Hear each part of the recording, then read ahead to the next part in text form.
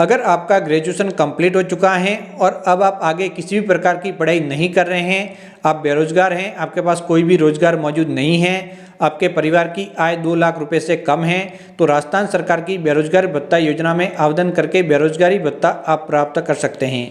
तो इसके लिए ऑनलाइन आवेदन किस प्रकार से किया जाता है, तो स्टेप बाय स्टेप कंप्लीट जानकारी दूंगा।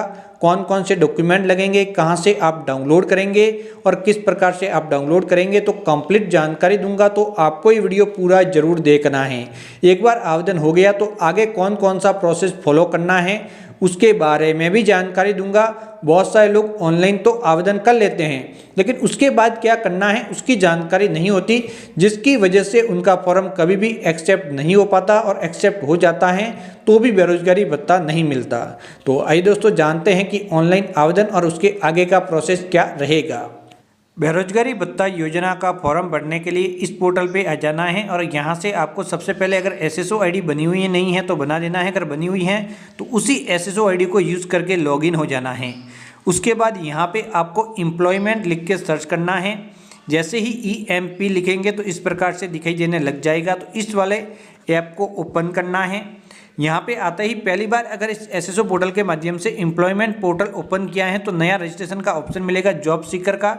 तो बेरोजगारी भत्ते के लिए आवेदन करने से पहले जॉब सीकर रजिस्ट्रेशन करना जरूरी है। तो जॉब सीकर लेने के बाद न्यू रजिस्ट्रेशन पे आपको जस्ट क्लिक करना है। अब यहाँ पे दोस्तों ये वाला फॉर्म भर के रोजगार पंजीयन करना है। तो ये रोजगार पंजीयन होता है जो करना जरूरी होता है, उसके बाद ही बेरोजगारी भत्ता का फॉर्म भर सकते हैं। तो सबसे पहले टाइटल लेंगे, उसके बाद फर्स्ट नेम क्या है आपका वह यहाँ पे लिखेंगे, यहाँ पे मिडिल नेम लिखेंगे और यहाँ पे लास्ट नेम लिखेंगे। उसके बाद पिताजी का नाम लिखेंगे, फिर डेट ऑफ बर्थ लिखेंगे, फिर जेंडर सेलेक्ट करेंगे। उसके बाद आपका हाईएस्ट क्वालिफिकेशन क्या है वह आपको इस वाले भाग के अंदर सेलेक्ट करना है। हाईएस्ट क्वालिफिकेशन सेलेक्ट करना जरूरी होता है। तो यहाँ पे दोस्तों कम से कम आपका ग्रेजुएशन कंप्लीट होगा तभी आप बेरोजगारी भत्ता योजना में आवेदन कर सकते हैं। रोजगार पंजीयन तो आप कर सकते हैं, उसके अंदर कोई समस्या नहीं है, लेकिन जब बेरोजगारी भत्ते के लिए आवेदन करेंगे तो ग्रेजुएशन जरूरी होता है या फिर उससे अधिक पढ़ाई की हुई होनी चाहिए। अगर आप डिसेबल हैं तो यस लेके कैटेगरी लेनी है, नहीं है तो नो लेना है। अगर माइनॉरिटी हैं तो यस लेके कैटेगरी लेनी है, नहीं है तो नो लेके यहाँ पे ये वाला ऑप्शन आपको लेना है। अगर माइनॉरिटी है तो माइनॉरिटी कैटेगरी सिलेक्ट करनी है। फिर कास्ट कैटेगरी, आप कौन सी कैटेगरी के अंतर्गत आते हैं। फिर आपकी ईमेल आईडी, आधार कार्ड संख्या और आप एम्प्लॉयमेंट स्टेटस। अगर आप बेरोजगारी भत्ता योजना के लिए आवेदन कर रहे हैं तो यहाँ पे अनएम्प्लॉयड ही लेना है, यहाँ पे दूसरा ऑप्शन आपको नहीं लेना है। अगर आप बेरोजगार हैं तभी आपको बेरोजगारी भत्ता मिलेगा। उसके बाद यहाँ में इसमें से कोई भी एक डॉक्यूमेंट सेलेक्ट करना है। इसमें से कोई भी एक डॉक्यूमेंट सेलेक्ट करके उसके नंबर जस्ट आपको आगे यहाँ पे लिखने जरूरी हैं। फिर एड्रेस के अंदर आप कौन सा एड्रेस देना चाहते हैं वो लेना है। उसके बाद दोस्तों देख सकते हैं आपको पार्लियामेंट वाला कौन सा लगता है तो वो जस्ट यहाँ पे ले लेना है। आपकी असेंबली कौन सी लगती हैं तो वो जस्ट यहाँ पे ले लेना है। उसके बाद आपका स्टेट आ जाएगा, आपका एरिया रूरल है तो यहाँ पे रूरल अर्बन यानी कि शहरी और ग्रामीण के लिए होता है, अर्बन शहरी और रूरल ग्रामीण होता है। उसके बाद आपका जिला कौन सा है, जिला लेना है। उसके बाद आपकी सिटी ले लेनी है तो आपके नगर परिषद लगती है, पालिका, नगर। अगर आपने अर्बन लिया है, अगर ग्रामीण लिया है तो ग्रामीण के अकॉर्डिंग ऑप्शन आएंगे और इन ऑप्शन को सिलेक्ट करना है। तो मैंने यहाँ पर सिटी ले ली है और उसके बाद वार्ड लेना है। अगर ग्रामीण लिया है तो यहाँ पे आपको विलेज लेना होगा, ग्राम पंचायत लेके। उसके बाद दोस्तों देख सकते हैं यहाँ पे आपको कंप्लीट आपका एड्रेस, गली, मोहल्ला वगैरह जो भी है 3 भाग दिए गए। फिर पिन कोड यहाँ पे लिखने हैं। पहले से रजिस्ट्रेशन कर रखा है रोजगार पंजीयन का तो वो लिख सकते हैं। उसके बाद जन आधार कार्ड संख्या आपकी यहाँ पे दर्ज करनी है। तो यहाँ पे जन आधार कार्ड संख्या जैसे ही आप दर्ज करेंगे तो परिवार के सभी सदस्य स्क्रीन पे प्रदर्शित होने लग जाएंगे। तो मैं यहाँ पे जन आधार कार्ड संख्या दर्ज कर लेता हूँ। जन आधार कार्ड संख्या के अंदर आपकी जन आधार कार्ड के अंदर आपकी पूरी की पूरी जानकारी बिल्कुल सही होनी चाहिए। यहाँ पे सिलेक्ट करने के बाद जिस सदस्य का आप फॉर्म भर रहे हैं उस सदस्य को सिलेक्ट करेंगे तो ऊपर automatic Jan Aadhaar card, member ID और मोबाइल फ़ोन नंबर आ जाएंगे। इनको आप यहाँ से नहीं बदल सकते, ये ऑटोमेटिक आते हैं। अगर बदलना है तो जन आधार कार्ड के अंदर आपको मोबाइल फ़ोन नंबर बदलने होंगे।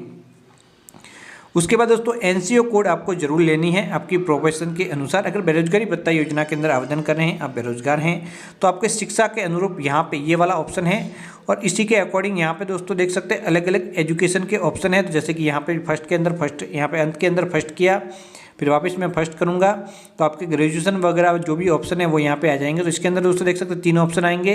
तो यहाँ पे ग्रेजुएशन वगैरह का ऑप्शन आपको लेना है, पोस्ट ग्रेजुएशन कर रखा है, ग्रेजुएशन कर रखा है, तो ये वाला ऑप्शन आप लेंगे वापस फर्स्ट के अंदर। तो यहाँ पे देख सकते हैं पोस्ट ग्रेजुएशन लॉ वगैरह सब कुछ यहाँ पे कोर्स आपके मिल जाएंगे। तो उसके जो एनसीओ कोड है वो भी दिखाई देंगे। तो आपके अगर आप पीजी कर रखी है यानी कि पोस्ट ग्रेजुएशन, अगर यूजी कर रखी है ग्रेजुएशन, तो ग्रेजुएशन वाला आपको ऑप्शन आपको यहाँ पे लेना है। जिसका मैं फॉर्म भर रहा हूँ उसने पोस्ट ग्रेजुएशन कर रखा है, तो मैं यहाँ पे पोस्ट ग्रेजुएशन आर्ट्स से कर रखा है, तो आर्ट्स से इस प्रकार से लूँगा। उसके बाद पासपोर्ट साइज़ फ़ोटो यहाँ पे चूज फाइल पे क्लिक करके मैं यहाँ पे अपलोड कर लूँगा। तो पासपोर्ट साइज़ फ़ोटो 1 से 20 KB साइज़ के बीच में रख के अपलोड करके सबमिट पे क्लिक करना है। प्रीव्यू दिखाई देगा। फिर से जांच कर लेंगे कि जो भी जानकारी भरी है बिल्कुल सही है या फिर नहीं। उसके बाद सेंड OTP पे क्लिक करेंगे। OTP नंबर भेज दिए जाएंगे जो कि यहाँ पे ऑटोमेटिक जन आधार कार्ड के द्वारा आए थे, उसी मोबाइल फ़ोन नंबर पे OTP नंबर भेजे जाएंगे। तो यहाँ पे देख सकते हैं आपको नाम वगैरह सब कुछ देख लेना है। यहाँ पर भी जो सबसे महत्वपूर्ण जानकारी है इनकी जाँच जरूर करनी है। ये अगर गलत है तो आगे जाकर समस्या में आप पढ़ सकते हैं। तो उसके बाद यहाँ पे क्लिक करके यहाँ पे OTP नंबर दर्ज करना है और OTP नंबर दर्ज करने के बाद जस्ट फाइनल सबमिट वाले ऑप्शन पे आपको क्लिक करना है और आपका रोजगार पंजीयन कंप्लीट हो जाएगा। उसके बाद वापस जब आप इस पोर्टल पे लॉगिन होंगे तो रोजगार पंजीयन संख्या मिल जाएंगे, इसको नोट करके सुरक्षित रखना है, क्लोज पे क्लिक करना है।